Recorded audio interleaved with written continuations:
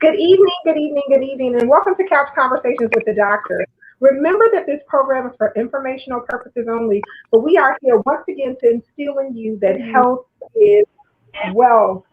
As always, we want to say thank you to all of our viewers that are watching. So come on in, come on in. Remember to share, share, share. As always, make sure that you are sharing the great things that we are doing here on today with Couch Conversations with the doctors. As usual, we're going to go around that panel. I see we have some people checking in, so thank you so much on Instagram and on Periscope. And we have some people checking in here on Facebook with us just as well. I want to just remind you guys to share this program and that welcome to Couch Conversations with the Doctor. As usual, we're going to go around and we're going to do our brief introductions on our panel. And I'm going to start with my co-worker, that's Dr. Douglas Graham. Dr. Graham? Good evening, everyone. I'm a retired physician. I've been in Representative Davison's office for about a year and a half. I'm going to do my best to answer your questions if I can. Wonderful. Thank you so very much, Doug. I want to say hi to Miss King, who has joined us. She says good evening to everyone. And to Mary Ballinger that says, hi, good evening, everyone. I see that we have the man here who says that I threaten him to be here all the time, but he is actually one of the greats. That's Dr. James Miller. Dr. Miller? Good evening, everybody. I want to say thanks to Nikki and to Congressman Davis for this forum where we can come and ask a question and give you our opinion on things that we think is going to make our community healthier and stronger. So welcome aboard, and we're going to do our best to answer all the questions that you have today. Thank you so very much, Dr. Miller. I want to say hey to my sister friend, that's Melanie Winston, who was here, and she's sharing those videos. She says, good evening, team, and happy Monday. Absolutely. Thank you so much. Magnificent Monday it is. To that weight loss guru, that family practice doctor, that family medicine doctor, our very own Dr. Tony Hansen. Introduce yourself, Tony. Thank you, Nikki. Happy to be here. I just feel like it's a privilege to have a voice to share what we think is the keys to being healthy. We want to transform how you take care of yourself. We want to transform how healthcare is delivered in America and in the world. So we're going to start one program at a time, one person at a time. And I'm really excited that I'm here to share my voice. I'm a family doctor, obesity doctor, and I am privileged to be here. Looking forward to tonight. Thank you so very much. And I see that Melanie has tagged Mark, and we're going to ask Mark to come on with us next Monday, Mel. So put that bug in his ear, and I'll give him a buzz just as well.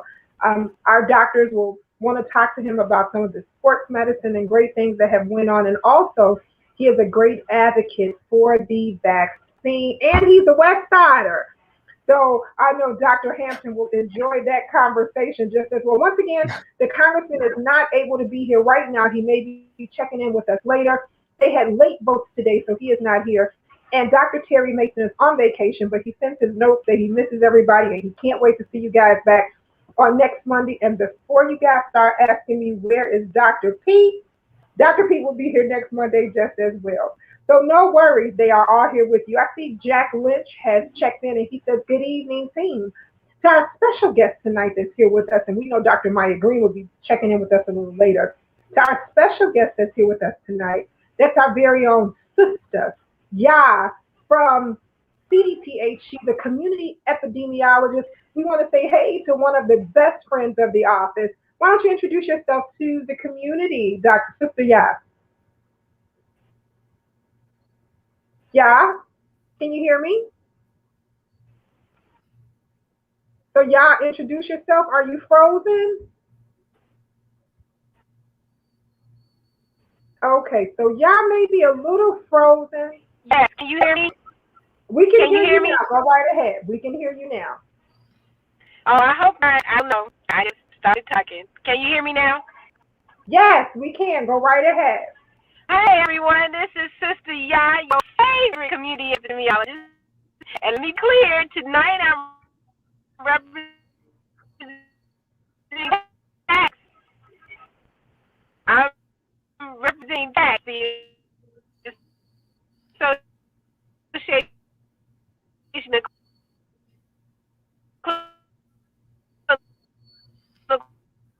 trial services. And I'm here just to be resource, but more importantly, to be able to get healthier.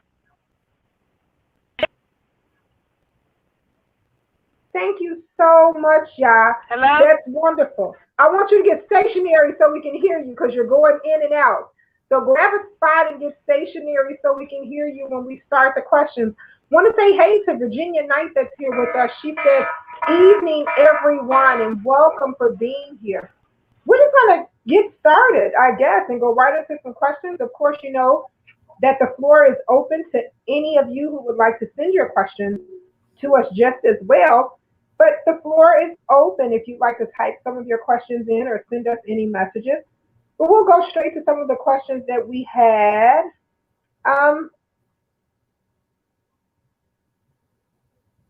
What are the symptoms of PTSD?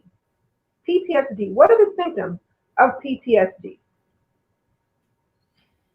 Yeah, I'll get us going tonight, and it's very much in the air because of what we're suffering from because of COVID, and COVID is really putting us all in a post-traumatic stress disorder scenario. So, but I think of it as it's really a psychiatric disorder that people experience after some sort of trauma. It could be a natural disaster. COVID is an example of that. It could be a serious accident, a terrorist attack. People obviously who have been in war, we think of them first. We think about our brothers and sisters who have been raped, rather they were young or older when it occurred, and just losing somebody. If somebody dies, that's traumatic and stressful. Sexual violence. So there's in Illinois and in America, we have people who are traumatized because they have been trafficked, sex trafficking, human trafficking, where we literally make people slaves again. We make promises that when they come to America, things are going to be better. And then we do that. So that's a big problem. So a lot of times people, they're emotionally withdrawn. They just don't, behave normally. They get angry easy. They're aggressive. So it's hard for them to socially behave like a person who hasn't been traumatized. So a lot of times when there's always a root cause to people's behavior. If you have somebody that's depressed or anxious, maybe they've been traumatized and they've never addressed it. And I really feel thankful that, in our health system with Advocate Aurora, we have literally a trauma center based out of Christ Hospital on the South Side. So if people come through our ER, or if I see a patient who's been traumatized, I'm able to kind of provide the support they need. In fact, it's like a 16-week course they go through, because this is something that never goes away. And when you think about any physical illness, it's really a perception. So if my perception of something is a trauma to me, then it's a trauma to me. I shouldn't, as a physician, as a spouse, as a family member, don't question how I feel. And if I felt traumatized by it, then it's trauma. So I think that's really important as you deal with your friends and family. And if they say they've been traumatized, get them some help, because what seems small to you may be a big deal to them. And in the culture of communities of color, sometimes they say, toughen up, you got to deal with it because that's life. But no, it's not life. I need some help. And other cultures get help a little faster. So my biggest advice on this topic, if you need help, get help. Don't feel you'll be stigmatized, because ultimately you'll be able to arrive at the person that you should have been in the first place. And guess what? It may be a lifelong journey as you try to recover from trauma. So when I think of trauma, those are the things that come to mind. Yeah, and in terms of the symptoms, the symptoms are those anxiety kinds of behavior and depression and response to those kinds of things. So people who are dealing with post-traumatic stress disorder, they oftentimes they have issues that have not been resolved, in the sense that they don't really have a pathway to deal with how these things are affecting them, and therefore they are overcome often by these issues. Sometimes, as Dr. Hampton was saying, sometimes it create anger within that individual. Then that same individual, a short period later, may just be very depressed from what is going on, and it may be the issue. It hasn't necessarily changed, but it is their response because they haven't figured out or haven't established pathways to deal with the trauma. And when we talk about that, in our society, I mean, as he said, COVID is a huge offender with this kind of thing. But really, in communities of color, with the violence and with all the other issues that are going on, I mean, this is a common and daily almost kind of things in so many people's lives. And the problem is not that the fact that it's there, but the fact that we haven't really, it's not being dealt with in a manner that can bring about better means of dealing with it, and being able to live with the stress, because you really, I mean, it's there. Things have happened, and with some people, they'll continue to see these things over and over again, and they do leave impressions on one's psychic and in one's brain, and so when you see certain things, I mean, our assumption is that when I see something that looked like what happened to me yesterday, I have to assume that some of the same things are going to happen again, and therefore, if I don't really have a way to deal with it, I begin to become anxious about it, or I become depressed about it, or and so that's kind of the problem that happens. And so anxiety and depression will affect one's ability to sleep, eat. And when I say eat, it may make you eat too much, or or you might not be able to eat. It may take your appetite away. You just don't know how that individual is going to respond. So, so these are very, very difficult and very present problem that we see in our community today.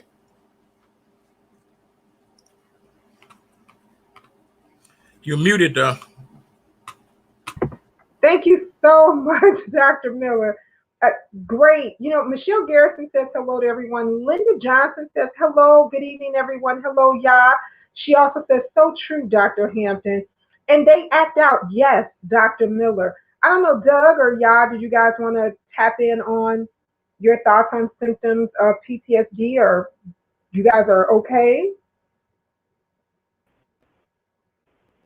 Well, the only thing I want to just add to that is, and I'm a veteran too, so I understand, some of the ramifications that people think only happens to those of us, that have been quote unquote in, wars, or if you will, but that's not the case, and the doctors here will back me up. It is happening to us on the street.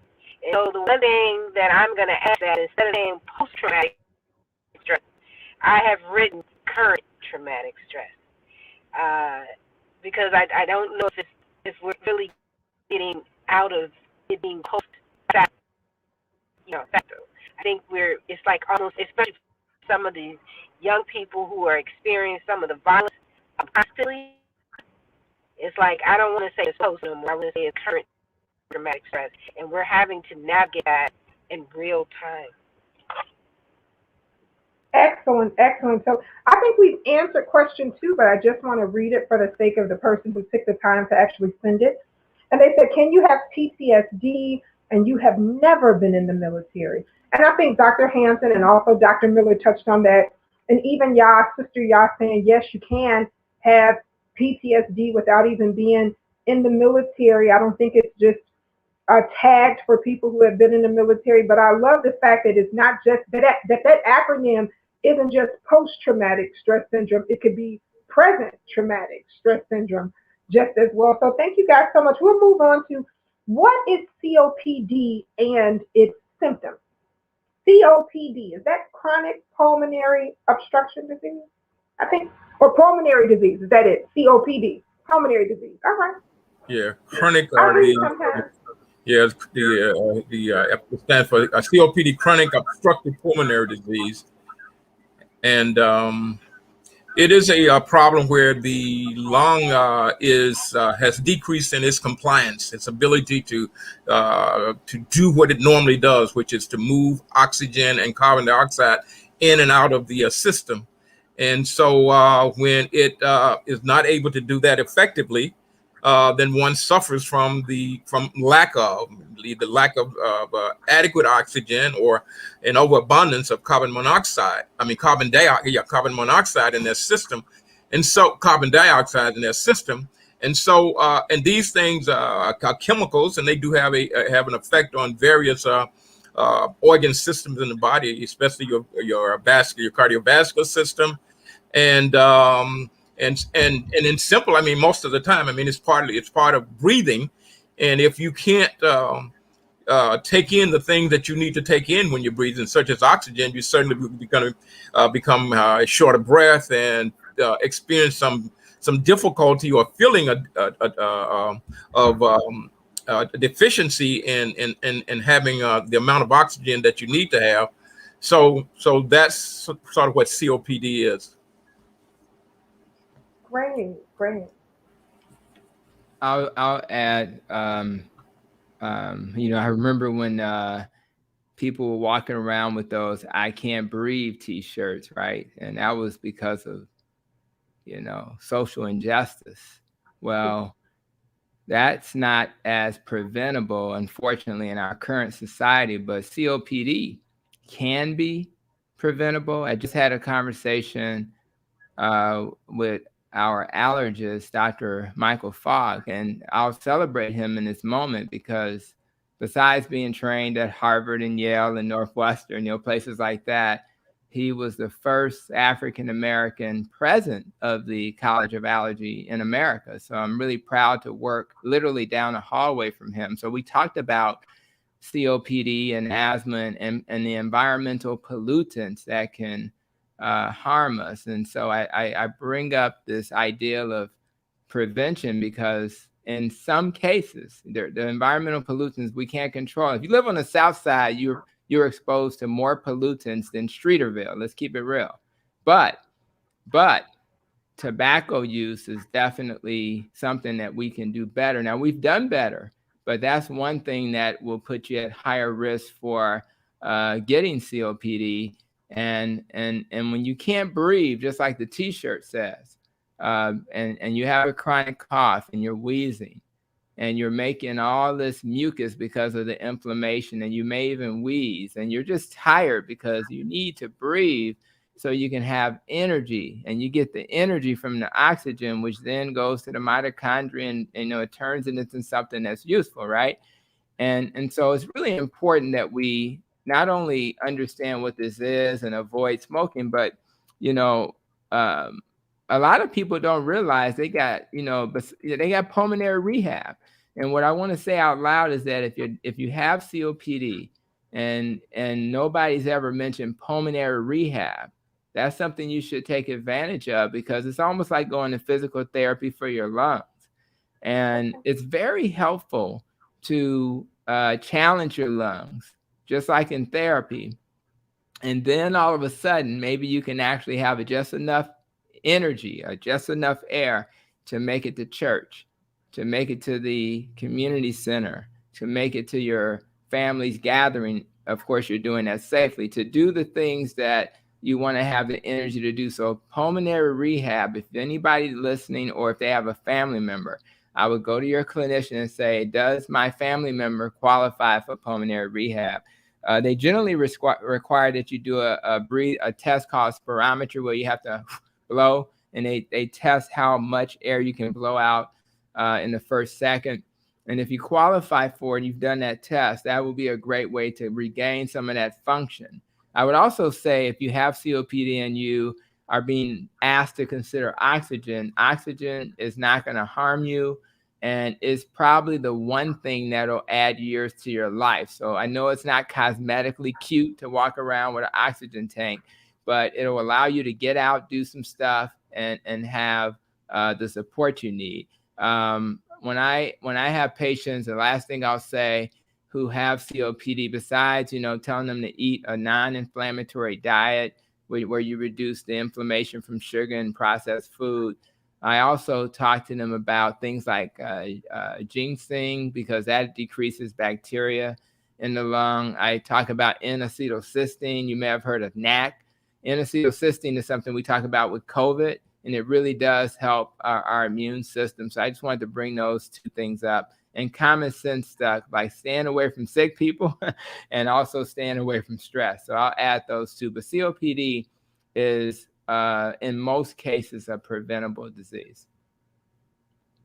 And there was another very important thing that you shared just as well when you talked about the demographics of our city and where a lot of pollutants are. Notice that there is less pollutants on the west side of Chicago than it is because we don't have an incinerator anymore. The congressman ensured that the incinerator that burned the garbage that was at Chicago Avenue and I want to say, is it Keeler, Dr. Miller, or Dr. Hampton? Before you get to Cicero, there was an incinerator there, which burned all the garbage for the west side. That incinerator was shut down because he made sure that happened because it caused so much pollutants and there was so much asthma and lung issues on our west side, and it showed up a lot in our children until we successfully did legislation to have that closed and moved. So it's important to speak up and speak together. Thank you, Linda. Linda said it's on Costner, so thank you so much. Yeah. That's what's funny about that? I grew up on Costner and Jackson, and but my mom didn't let me go outside that much. You weren't the only one who wasn't. Right. And I don't want nobody here commenting on how I had to play on my own porch. So don't make no comments about that. As we played out the window. Don't do it. I'm not ashamed of where I grew up. I was west side. The thing was, Tony, that even for those that got outside, I wasn't aware that that incinerator was there until I was right. Well, that's the whole point. And that's why I appreciate the congressman.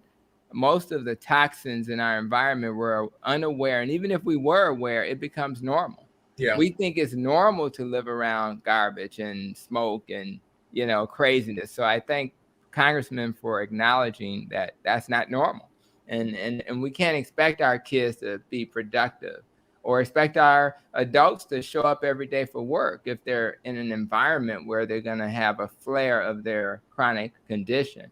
It breaks my heart, and that's why we have to keep fighting for change. So I'm happy that the congressman did that.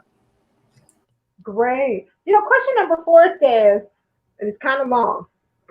It says, do you consider 2 grown over 40 adults in a consenting relationship a high-risk relationship when one partner is sleeping with the same sex outside of the relationship? He's my live-in partner, and he shared with me that he enjoys both men and women. I've decided to stay. Is this medically or mentally a high-risk relationship? Well, I'm going to say this, regardless of your preference. I mean, there's risk that anytime that whatever the problem is with that other third partner become a risk factor for the other person. So there's risk anytime that you have a relationship that involves more than one partner. And so what comes as risky to people that have same sex would be that third person has the same risk that individual would have from his encounters, his encounter. I would say if she is talking about him. So what I'm trying to say is that anytime there's a third person, there's additional risk in your situation. And if he's having same sex with another person, and then so you're at that risk of him or whatever he's at risk of. what he brings to the relationship is what you are at risk of. Okay. Yeah. There's no doubt, Nikki, that, we always used to hear people say things like, well, if you sleep with somebody else, you sleep with everybody else they slept with.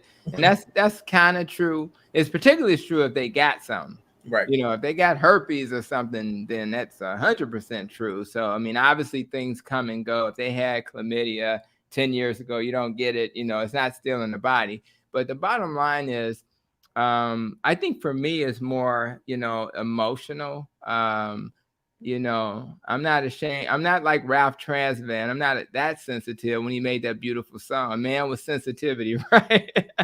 I got Sister Yah laughing on that one. Check this out.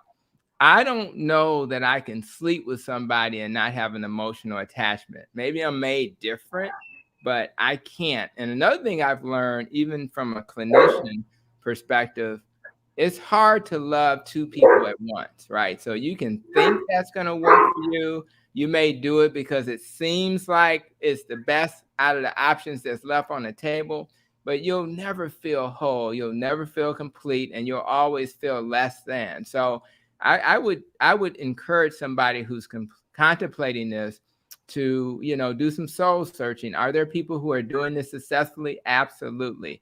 But I would argue that most people can't do that successfully. The way we're made, we're made differently. And all the women listening, us guys are sensitive too. And we care about, yes, ma'am, we're so sensitive.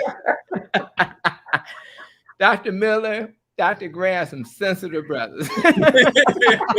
Whether they admit it or not. And I really believe that people need to understand that. And we're emotional and we feel and so all that stuff matters. And we just imagine, I don't want to get too deep, but imagine being with somebody that you really care for and you're in an intimate moment versus somebody you're just there for. I mean, it's a completely different emotional experience. It's just different. So guys feel that, women feel that. And I just would encourage, you're so much better than being second to anybody.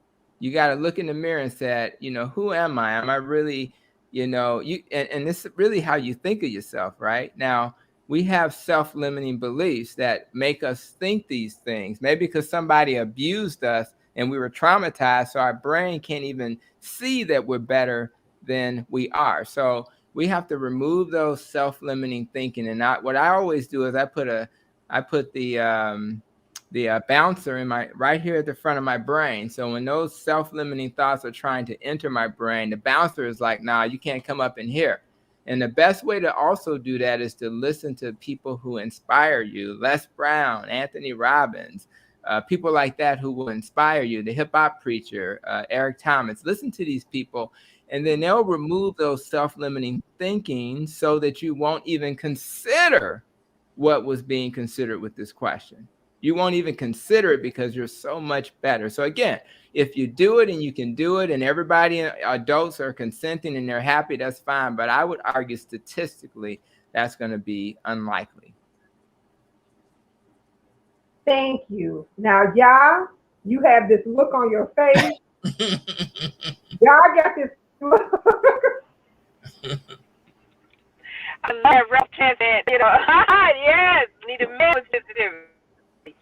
But if you probably Andrews, you can handle too. Let me start off though by saying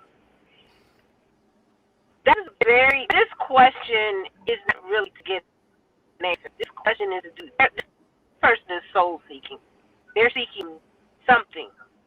So because no matter what answer we give you, other than like Dr. Miller, as far as clearly speaking, yes, your fluids are flowing with other people. But I have to say to my brother here, Mr. Ralph Trent, I'm just kidding, that even in so-called monogamous relationships, you bring also, like if you're married again or had a boyfriend before that relationship or a girlfriend before that, you're still bringing it to the table anyway. Why am I saying this? Because there's something that I have to deal with that you all normally will not say out loud, that is culture. In the African culture, polygamy is extremely accepted. That may not be practiced all the time, and it may not be correct all the time. Believe me, it's not correct for every person. So, the doctor is right about that. Dr. Tony is right about that. But I have to admit that in the human spectrum, this is a very tough question because in some places, the heart wants people find a way. Now, you mentioned the idea of success. Most monogamous relationships in the United States are not successful. 50% end up in divorce. I don't know what success really looks like. I mean, I do and I don't. We can do statistics. That's what we all do, right? I can do data all day long. Well, I really want this person's question to be about, and I think Dr. Cruz is right on this point, is where do you fit in this paradigm? If you're not happy, then please don't stay sad. Don't stay miserable. But if you want to go through what it takes to keep that man, then I'm going to not get in your way and never tell you another woman to leave another man. I don't get down with women do like that. Because I don't really know what's in your heart. It may be your calling to be with them. And Lord knows there's a lot of sisters like us who stuck with brothers, and when they finally got their knuckleheads together, they turned out to be for the best people. But we had to go through some trials and tribulations. So I can't be one to make a judgment. That is what we're asking. We're being asked to make a judgment call. Now, outside of the clinical, Dr. Miller addressed the clinical. But outside of the clinical, we're being asked to make a judgment about something that we really don't know. So I approach this much differently than my colleagues on the call here because I have lived experience of different cultures where polyandry is not so much, but polygamy is, and people have handled it. Arranged marriages are real, and so sometimes it's the love in the business. But I'm not sure that that's this person's situation, so I don't want to speak on that. I'm just giving some highlights, if you will. I'm bringing to fruition that there are other thoughts around relationships and what they really mean to each other. All right, sister, I got a secret now. Dr. Hampton told me that Dr. Miller was sensitive. So I'm gonna run with that secret. I got a secret. James Miller is sensitive. I love Dr. Miller. My good sister friend here, Melanie, says good advice, and yes. Commissioner Donna Miller had to share the video, and she says it's great advice just as well. And I want to say this is great advice. I mean, Dr. Miller gave us that clinical version of adding a third party. That third party does, Dr. Yah gave us a different perspective, but more than anything, Dr. Hampton shared, if you got to pick your spot, if I'm not the spot, there is no spot. I'm sorry. And we all know that Dr. Miller is sensitive. Mary Bowser says, deep subject, deep conversation, great responses. All right. Our next question says, are there real resources for family with parents suffering from dementia? This diagnosis is tearing our family apart. It is so hard to see my mom not know us again.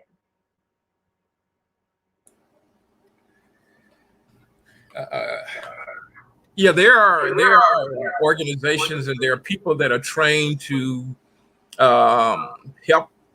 And part of the helping is by sharing, others sharing their experiences and sharing their understanding and their knowledge of how they deal with people that are related or that they're involved with who have dementia. But there are organizations that does provide that kind of help if you need it.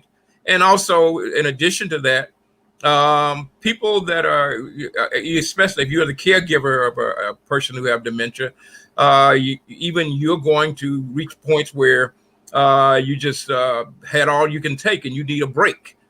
You need to have someone else to come in, or have another setting that this person can be cared for, and allow you to take that break.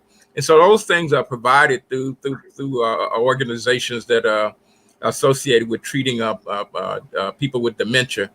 And I think the big thing is that getting the individual who's involved to come to some kind of understanding and acceptance of what this person's limitations are. Because I mean, everybody wants that demented person to return to back the way they used to be, and that's generally is not going to happen with most types of dementia. So you have to learn how to accept that and to deal with that. And so that too is part of what these organizations do in terms of helping you to cope.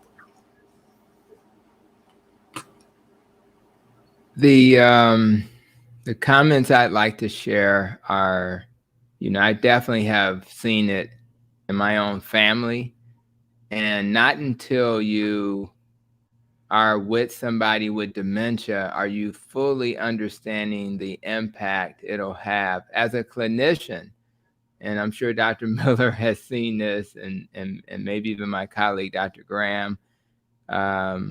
You walk into a room, and when you see more than 2 people in the room, it's standing room only before COVID, that's when you know somebody's worried about dementia. And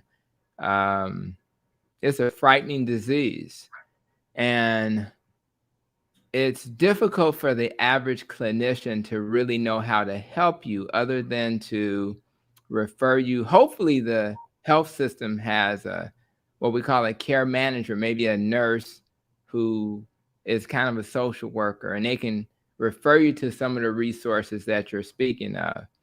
A doctor who'll know to refer you for a neuropsychological evaluation, so you'll get a definitive diagnosis, because every form of dementia is not the same. You got Alzheimer's dementia, you got Lewy body dementia, you got vascular dementia, you got all these types of dementia. So hopefully a clinician who will make sure Parkinson's has a form of dementia, right? Huntington's, all these things, half of which you haven't heard of. So, but what I tell patients and families, and I always try to talk to the patient as if they don't have dementia. You got to be respectful, because it's hard to know exactly where they are. So I make sure I'm not talking over them to their spouse or family member. The key is there is something called Care Blazers that has been utilized by a lot of my patients. Now, Care Blazers is for the caregiver. And sometimes we forget about the caregiver, right? We're so concerned about what's best for the patient. But if you take care of somebody with dementia, it will make you sick, because it's so much of us. It's like when they get really sick, it's like having a baby at home. Will they go use the bathroom? Not really. And if you're trying to make them go, how is that going to go? When it's time to shower and bathe, are they going to do that? Most of the times, not really. So you need tips on how to deal with that. When they want to go to work and they don't work anymore, how do you have that conversation without creating tension, right? And Care Blazers is a great YouTube site. And you just type in Care Blazers, when is it time to go to the nursing home? Or, things like, how do you deal with urinary incontinence, or whatever. And that's the most practical site that I've referred people to. And then the other thing I'll speak about, which I've mentioned in a previous show, is Amy Berger's book, The Alzheimer's Antidote. I think that's a great book for people who are concerned about a family member who's in the early stages and they want to do something to help them. And I also think it's a good book if you're a family member and you know now that your risk for dementia is higher. Although Dr. Terry Mason would say it's more epigenetics, it's your environment and the things that have happened over your lifetime. That's the real genetic risk. But it is true that there may be a genetic component. So Amy Berger's book, The Alzheimer's Antidote, and the Care Blazers are the things I refer people to.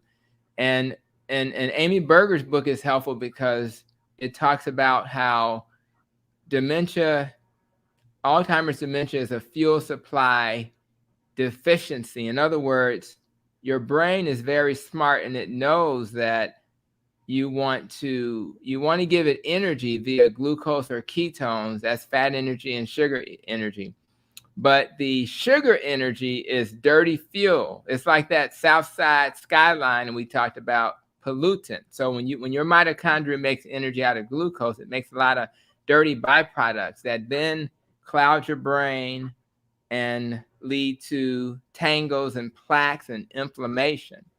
Fat fuel, believe it or not, is cleaner. It's like a solar panel. So in Amy Berger's book, she talks about how if you change the diet and get rid of the garbage food, so a lot of times, when I talk about metabolic syndrome, and that's too much insulin caused from too much sugar and starch, that is a disease that's in that. If you just search metabolic syndrome and look for images, and you'll see a guy with a big belly, one of the diseases on that image will be dementia because it's called type 3 diabetes. So in other words, too much sugar causes not just heart disease and stroke and cancer, it also causes dementia, which is why so many 60 and 70-year-olds are getting dementia, where when we were, 30, 40, 50 years ago, that was not happening.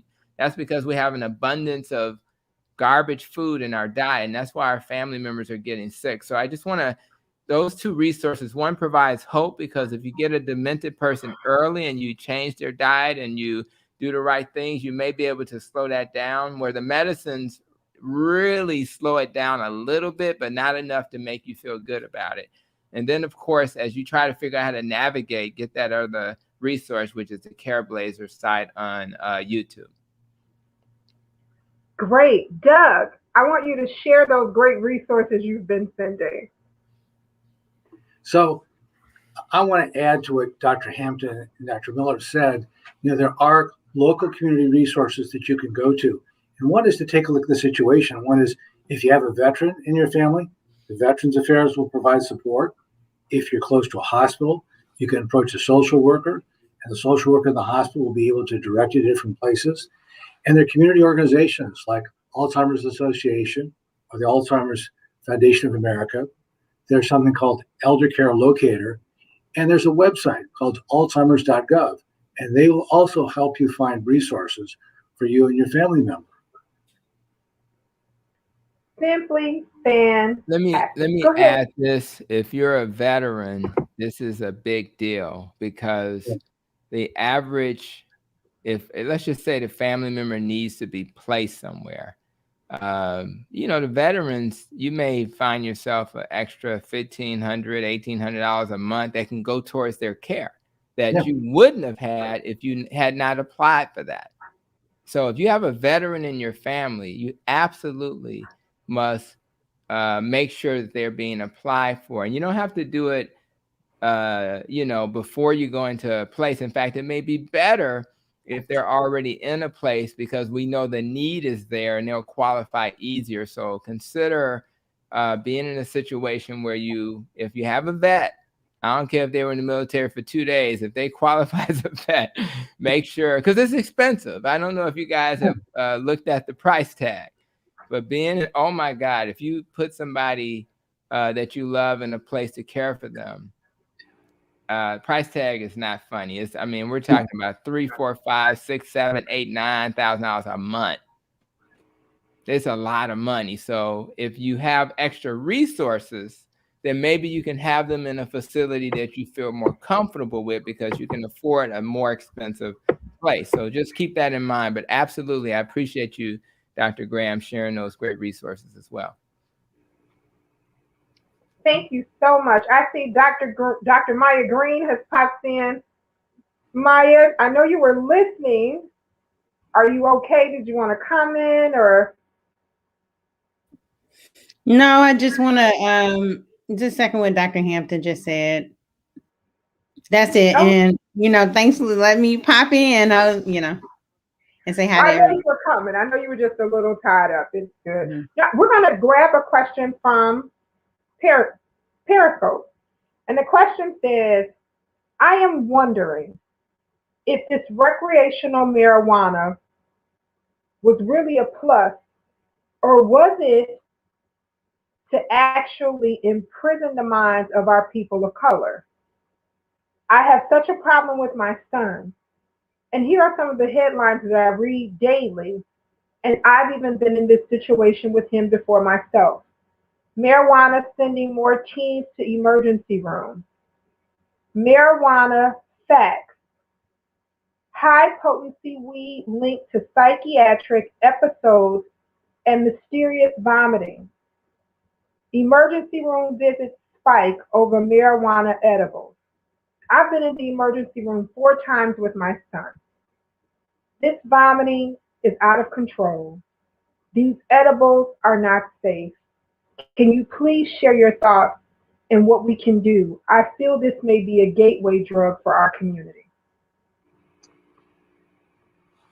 So I want to talk about this from a 50-year perspective because weed's been around for about 50 years. And it's become a very large commercial enterprise, unfortunately. What we had 50 years ago is minusculely mild compared to the very potent strains that have been developed now.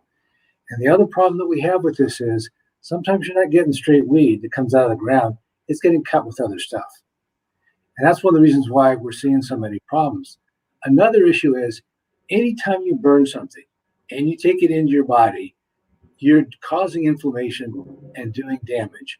And if you're lucky, it's only to your lungs, but it can also damage your blood vessels as well. So from my perspective and from what I've seen in my lectures, I'm not a fan. I don't particularly think that it's safe. And for the diseases that I saw and treat, I couldn't recommend it as an alternative means of dealing with pain and anxiety. I think we have other things that are safer and sounder. But I can tell you, it affects all communities. And so I think we have a very real problem in our hands because there's been a very real commercial push and people looking at tax revenues. On the other hand, there's a price we're going to pay for this, a very big price. All right, Dr. Graham. Tony Hampton, Dr. Hampton? I definitely have mixed emotions. I have seen where there's less hydrocodone use in people who use marijuana. I'm not against it to the level. When I first started out here in the community, I was not a big fan. I learned a little bit about the history of marijuana and how it was demonized. So as a general theme, I'm not more against it than something like, hydrocodone. However, I don't live my life depending on a substance to feel whole. Now, I don't have chronic pain. I don't have nausea and all these other things that we use this for. What I try to teach my patients is that if you want to live well and be healthy, if you depend on a substance, good luck with that. Because the body is very complex. And what you were given from the universe, and I say God, what you were given is the ability to heal through food for the most part. And so if you take a medicine, whether it's hydrocodone or a narcotic, and you do it for temporary purposes to get through something, I can live with that. I'm going through chemo and I need something for nausea. I can live through that. But if you're going to depend on these substances for the rest of your life and not recognize that healing through other means, I call it protecting your nest, using nutrition, exercise, less stress, more sleep, and things like that, you're missing the boat because you'll never really heal. You'll just become dependent on a substance. And for some people, that is a gateway. And I'm going to tell you what's going to happen because I understand. I got an MBA. And I'm going to tell you about economics. Economics are very simple. There's an opportunity, and opportunistic people are out here recognizing that. So when they came up with this ideal of tobacco, they hired the best people who know how to make the tobacco more addictive. And those people won that battle and tobacco became more addictive. And then all of a sudden we you know, the people like the Oshners in New Orleans, they were able to put on the label that this is bad for you, and people got the message and we stopped smoking as much. Those same people were then hired, and I think Dr. Mason talked about, they were then hired to go to the food industry. And so now we're going to put all these addictive things into food so you cannot stop eating it.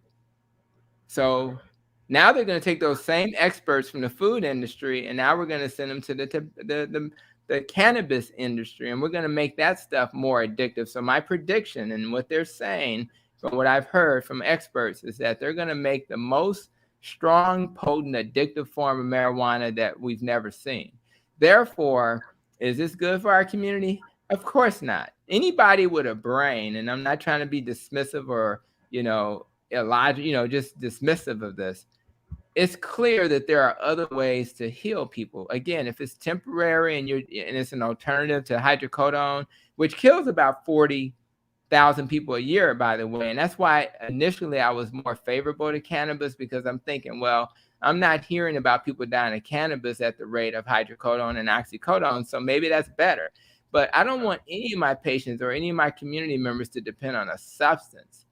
And we have other ways to relieve pain and to reduce suffering.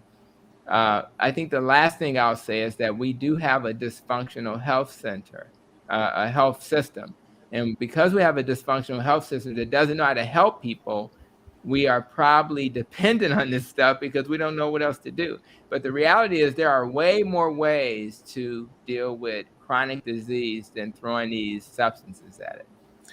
Yeah, well, the other issue that comes with this is that the legalization has nothing to do with medicinal use. It's recreational, and so that becomes the other issue. And my concern with that is probably more so dealing with underage people who really haven't developed the maturity of how to control themselves and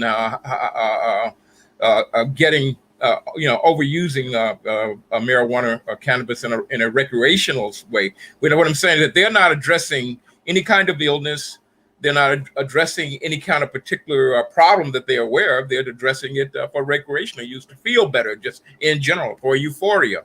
And so when so that in itself can create, I see a potential for creating a big problem. But again, this goes back to the money, and that's the money tend to drive most things, and so it's going to make a lot of money for for some people, and that's and as you said, what happens is that those that make the money will never be satisfied with less money than what they can get. They're going to want more. If they get more, they're going to want even more, and so the only way that you do that is that you have to create more need and involve more people, and I think that's what I think the problem is going to really hit us at. So I think this is an interesting conversation because I'm actually one of the doctors that's pro cannabis. More so, I am anti any oppressive structure, which is in this case we're talking about. What I hear that encompasses all of this is capitalism, right? So the problem that I definitely see is capitalism and our need to do more to change these people's environmental structure. We saw this, so we actually saw this in the outbreak of meth use, right? We saw, and now something that's happening amongst our Black male population is like, you're using meth. Why can't you get off meth? People are functionally using meth now more so than ever. How come you can't return and just functionally use for the sake of returning to your life? And I remember sitting in that meeting. I was in a meeting with Loyola, and I said, yeah, so what? Stop using meth. Why? Because what baseline is that person returning to? You're comparing people who use meth, or in this case, marijuana.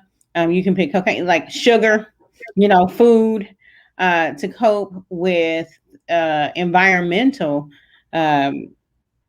narratives that shouldn't be. So when we use anything to try to escape that environmental narrative, like you said, a lot of times people use it to quote feel good, and that's the baseline of an environmental narrative thing, and then you compare them to people that can kind of use sparingly so they can get back to their lawyer life or their doctor life, and so that's not the case.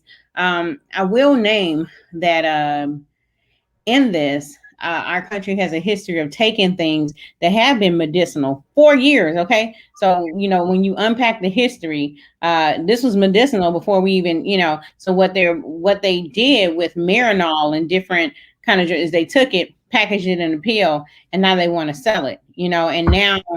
As it gets more and more popular, of course, they're going to make it recreational because that introduces the ability to capitalize off of it. And what we will see, these are the psychopathology of America, right? We're going to see this high THC, or I think it's called THC and CBD. Those are the two. Let me back up.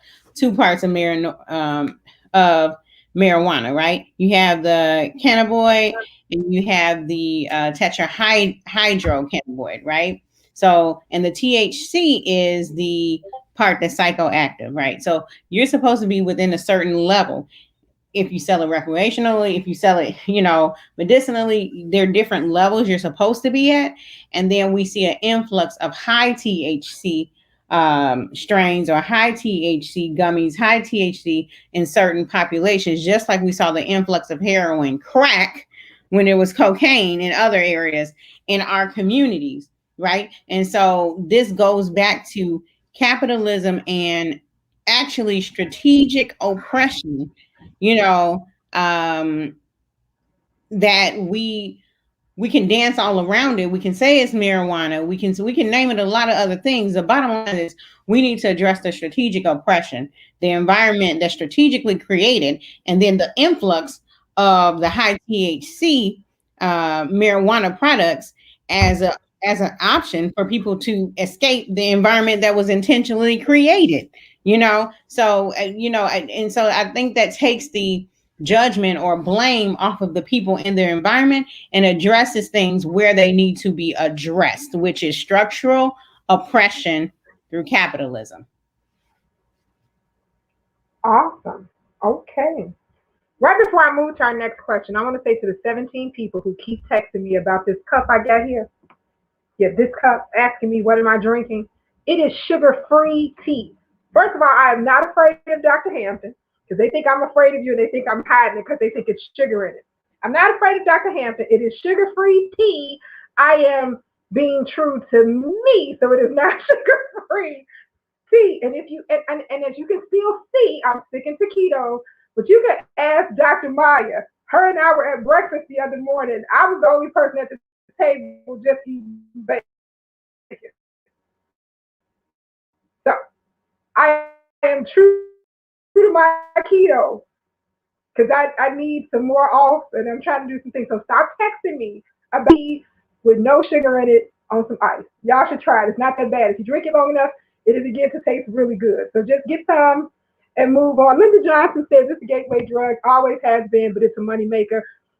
She also says, Dr. Graham, you are right. Mary Ballinger says, yes, Dr. Graham. And Linda also says, that's right, Dr. Miller. That's right, Dr. Miller. Well, our next question says, and I think this is going to be our last question for the evening, and we're going to move on to some additional things, but I really wanted to get to question number 8 because I had that question myself. But number 7 says, I'm a raw plant-based living person.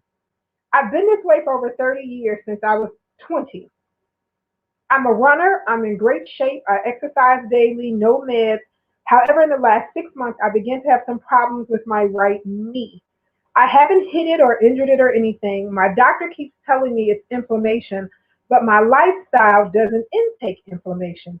Any thoughts on what this problem could be?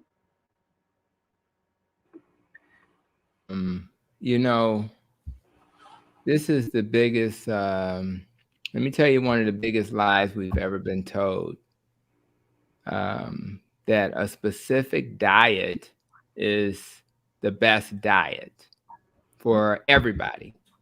That's a lie. And I can tell you why it's a lie, because Eskimos eat a lot of fish. They don't eat a lot of plants. You know any Eskimos that's eating plants? Not real. Now I'm talking about the real ones. I'm not talking about somebody just say they got some relatives that's Eskimos, right? So, and what they find is that certain cultures do better on certain diets. So if you go to the Egyptians, they found a lot of clogged arteries in the Egyptians, and they ate a lot of bread. So that probably wasn't a good idea for them. There are some cultures that tolerate grains. And so they can eat it with no problem, where other cultures can't. So what I tell people who are having problems, and this is a problem with any diet, are there some deficiencies? Now, we know people who are vegan or vegetarian, they have to think about, B12 supplementation as an example, right? So so the first thing I would ask a person, that's in a situation like that, have we had our B12 level checked? So I would want to do that, because that's something that you worry about in anybody that's doing a plant-based diet, right? And because if you're doing it, you just got to do it the right way, right? So I think that's one thing I would think about. I know that it tends to be more of a stomach issue, and you have problems with not being able to absorb B12. Obviously, that's going to lead to things like Crohn's disease. So that's a little bit down a different path than what the question suggested, but I would look for deficiencies. I would do an elimination diet where she starts from scratch and then starts to add things back, because there may be something in the diet that's really causing trouble. And in order to do that, since most clinicians are not able to help you with that, the functional medicine folk, if you just put elimination diet, functional medicine, it'll kind of walk you through some of the things that you would need to do. So what I'm trying to get at is that maybe the diet may not be the best diet for you. I have people who are carnivores who I work with who can't eat plants. I have people who are vegan who can't eat meat. So I would look at what you're eating and maybe do an elimination diet to figure out if that's part of the equation. I only bring up the diet so strongly because we started with that part of, that's what she emphasized. And I think that if this is new to her, and your body is your best teacher. Your body will let you know if it's not good for you. I was a vegetarian for 8 years, vegan for 8 years. And although I did well in that diet, I also, I didn't quite feel as good as I do in my current diet, which is a low carb diet. So I listened to my body. It wasn't treating me right. So I just moved in a different direction. And I think that's what this person should do. Awesome. Outstanding. Go ahead, Dr. Maya. And then that is the nutritional. Then the other part of stuff can be activity based. So if someone is a runner and they're having these things, they're overuse injuries, things we call it overuse injuries. The top one that comes to my mind is something called runner's knee. And that's like it's a condition that is not, I don't think, Dr. Hampton, remind me if it is, but it doesn't have anything to do with your diet. It has a lot to do with the mechanics and how you're using your body in that space. So I don't know if you've gotten a chance to go to your doctor and get an exam and see if the inflammation is under the kneecap, because a knee can be like on top of the kneecap, above the kneecap, deep to the kneecap, on different sides of the kneecap or different cartilages, things like that. And then the things that connect the knee to bones, there are different structures in there that are specific, and in a physical exam that kind of teases that out can tell you better what that is. So there are different things that happen with your diet. There are things that come genetically, and then there are also things that come because of the way you're moving or the way you're running or the need to brace the knee and stabilize the knee so it only moves in certain directions when you're running. And I'll only add that this overuse type of way of thinking is why Klay Thompson and Kevin Durant Kawhi Leonard taught us take a break, right? I just interviewed somebody, Dr. Ben Bokikio, who does 15 minutes twice a week. And during the rest of the week, you're recovering. And he's a PhD in exercise. And what he found is that if you just push it, it's almost like doing a push-up. But when the last time you did a push-up slow? And if you do it slow, it's going to tear you up. But if you do it slow and you only do it for 90 seconds, you may stress the muscle just enough. And now you got to recover and you can build the muscle faster. So my point is taking a break from that activity and getting somebody to look at that. And like Dr. Maya said, your form and making sure you recover is going to be critical. So I think I would look at both the physical component and the nutritional component and start. Last thing I'll say, you almost have to be your own detective. Doctors have 15-minute appointments, right?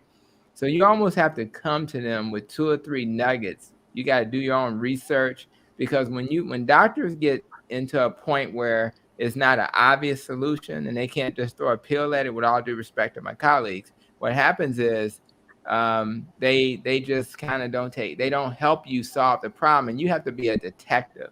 And the more you kind of bring to the table, because you've been doing your research, by being here tonight as part of your research, then you say, okay, hey, doc, are there some labs that we can do a B12? I heard that would, start doing your research, and then you can help the clinician to do their job.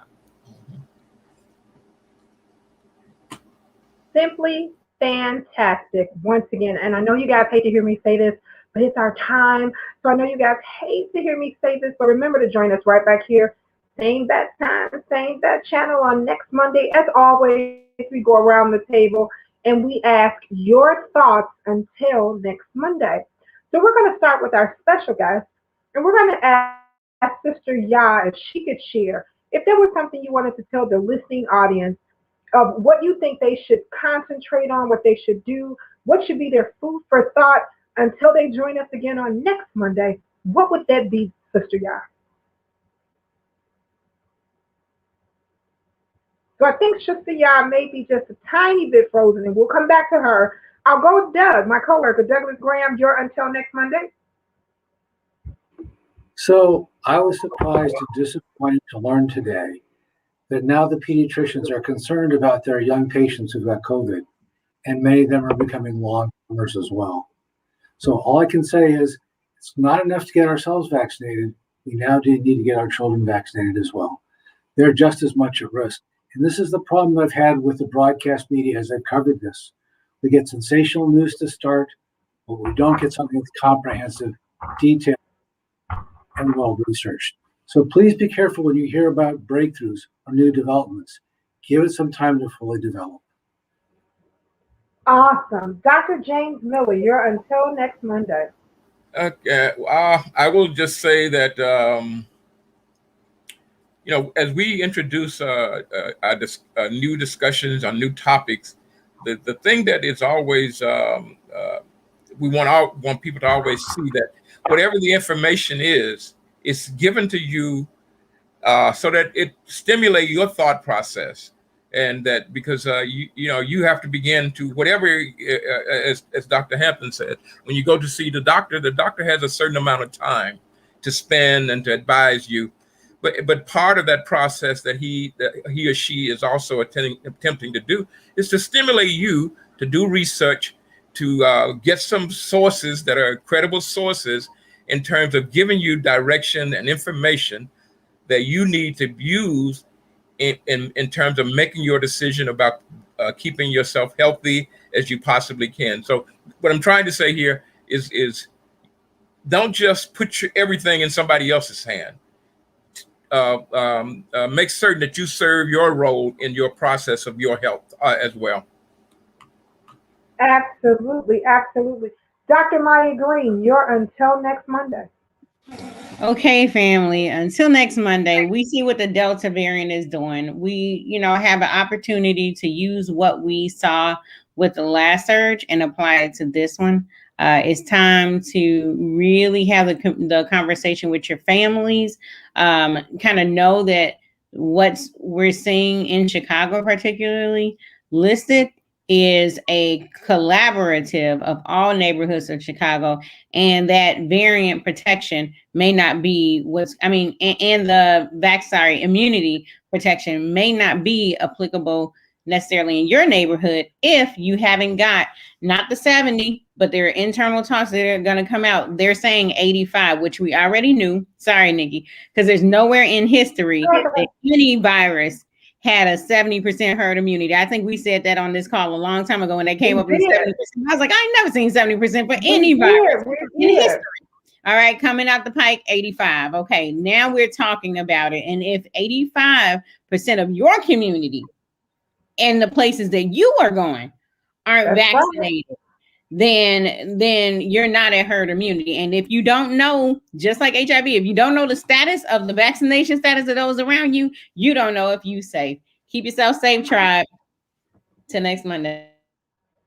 All right, Dr. Tony Hampton, you're until next Monday. I had stereotyped the people who were not getting vaccinated, and I traveled to St. Louis, and I noticed that nobody in the gas stations were wearing masks, and I just thought, well, maybe it's just a country thing, you know. And I'll be honest, when I saw African American and Latin American folk, they were, even in those environments, they were wearing masks. So I thought, well, maybe it's a country thing, people, my Caucasian brothers and sisters. And then I saw the data, and when I saw the data, it wasn't just the folk that I thought it was. They said one of the highest no vaccination rate was people that look like me. And I'm not, I'm not watching the networks that are saying don't get vaccinated. So it's that the things that lack of trust in our system that's almost killing us. And the 99.5% of the deaths being unvaccinated people, I don't know what other stat you need to hear than that. So for me, when I heard that stat, I was trying to get my third shot. So I just think that I understand. So what you want to do is what Brother Dr. Miller said. You come to this forum, I hope you trust us. You acquire new information. You think about that new information, and you say to yourself, does this situation fit my situation? I'm going to individually think about it. So rather we're talking about the sex question we had earlier, should I spread myself out and do that in a way that's okay? Should I, or the question about cannabis, you look at your individuals, and what I have a litmus test, and my litmus test is very simple. I wish I had a baby girl, but I got 2 boys. Would I be comfortable with my baby boys doing this? Rather it's the sex question or the cannabis. And if the answer is no, then Dr. Hampton's not doing that. That's my litmus test. So I want you to think about, when you make decisions about your health, is this something that you would do for you? Would you want your baby to do? And if the answer is no, then we're good. Now, having said that, you're an adult and you take all the information and you make a decision, risk benefit. When you get on the plane, there's a risk, there's a benefit. I fly planes all the time because I think the benefit outweigh the risk. So those are the kind of decisions we make. But I just want to say to everybody listening, we appreciate you guys just taking time. It was a beautiful day. And when we started, the sun was shining and you spent time with us. So I just want to say we really appreciate you guys for just spending time with us tonight and learning what we have to share. Okay, so as always, we want to remind you to wear those face coverings when you're somewhere when you don't understand or don't know where herd immunity is, as Dr. Maya shared. And we want you to do what? Get vaccinated. Just do it. Just do it. Everybody says thank you so much for all the things that you've done. Melanie Winston says thank you, Sister Ya. Mary Ballinger says thank you to everyone. Audrey J. Cox says always a great discussion and informative. Elliot Brown says, hey, Nicole. Now, see, he must really know me because he didn't call me Nicole. All right, you guys. Everybody have a good night. And remember, Dr. James Miller is sensitive. Love you all. Peace. Have a great evening.